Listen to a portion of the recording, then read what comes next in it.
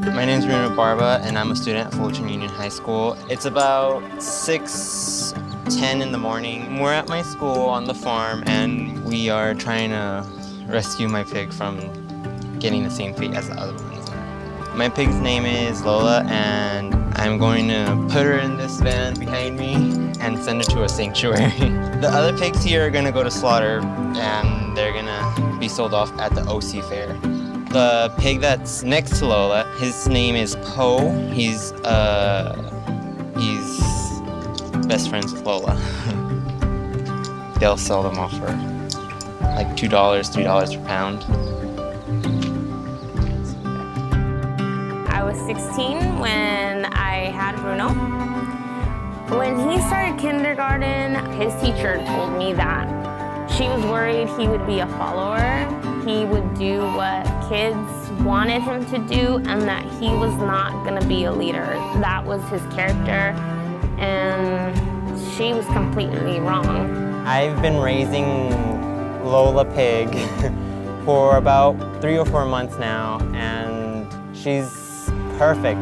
She's just been an amazing pig. He just had this thing about him where even if it was a roly-poly, he would pick it up and like try to nurture it back to health. Things like that. That was him. I told him, well, just know that you're gonna get attached to this animal and you're probably gonna have to auction him.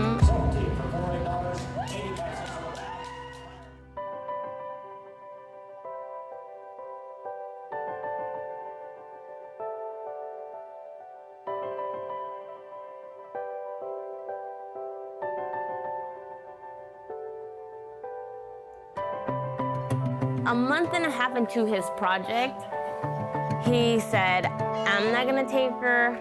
He already knew it was a her. And he's like, I don't want her to die.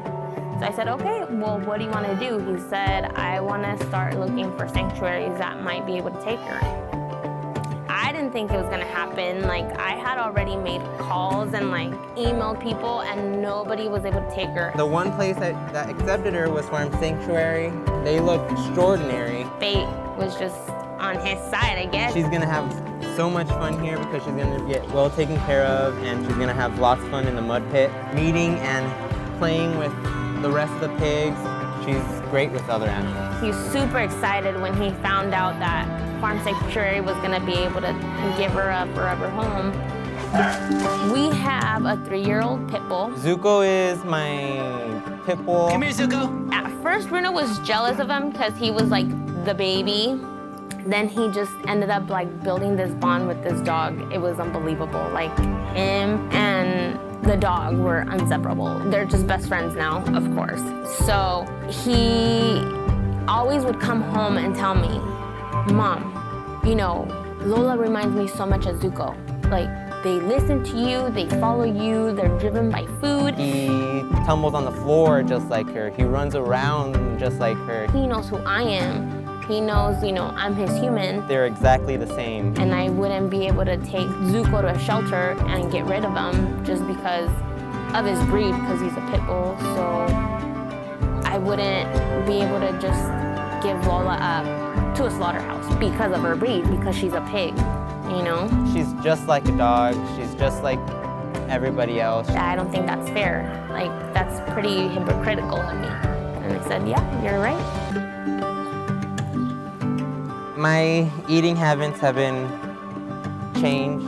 I can't see like a piece of meat and be like, oh yeah, my food, yum. I was told a while back by one of my coworkers, you don't need to eat meat, you know that, right? Like, you can get all of that from different things, like beans, lentils, things like that. You don't need meat. And I just thought of him as crazy, like, okay, yeah, whatever, you're a weirdo. But after Bruno introduced me to Lola, it's opened my eyes to a whole different world. Like, a world that you wouldn't even believe is out there, and it just breaks my heart. It breaks my heart because you don't think about these animals. You don't think about the factory life that they live. I mean, they live such a short life.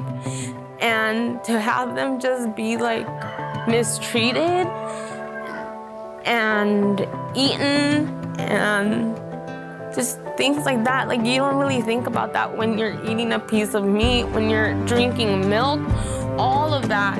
I mean, it matters. It matters because we don't think it's us, but it really is. It's us. We're doing this to our world. You know, we're not thinking about, hey, what am I putting on the table for my child, for my family? What are we consuming? I couldn't see meat how it used to. I just see it as a baby animal. I don't think that it's fair to the animals, and I don't think it's fair to us. So I think people need to wake up and realize that, you know, hey, maybe that piece of meat that I'm eating should be around, like living, having a great life. Just think about it. For the future FFA members, know what you're getting into before you get into it. Animals are gonna be slaughtered in front of your kids. They tend to slaughter the animals on the farm, and when I saw that, it was traumatizing to me. I think that just makes it hard for kids to be compassionate. You will see blood. They should visit Farm Sanctuary and they should see all the animals that are free and happy. I was so against him going into the FFA program, but I'm honestly like, if it wasn't for him, I wouldn't have changed my mind.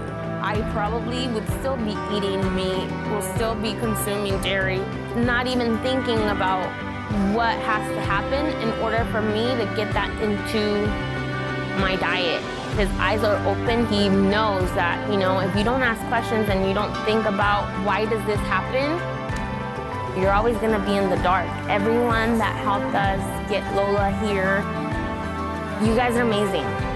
If it wasn't for you guys, Lola would have gone to the OC Fair, to slaughterhouse buyer, and she would have died. And we would still be in the dark, not knowing what goes on behind the scenes. People like you guys make this world a better place. I'm going to come back as long as I live.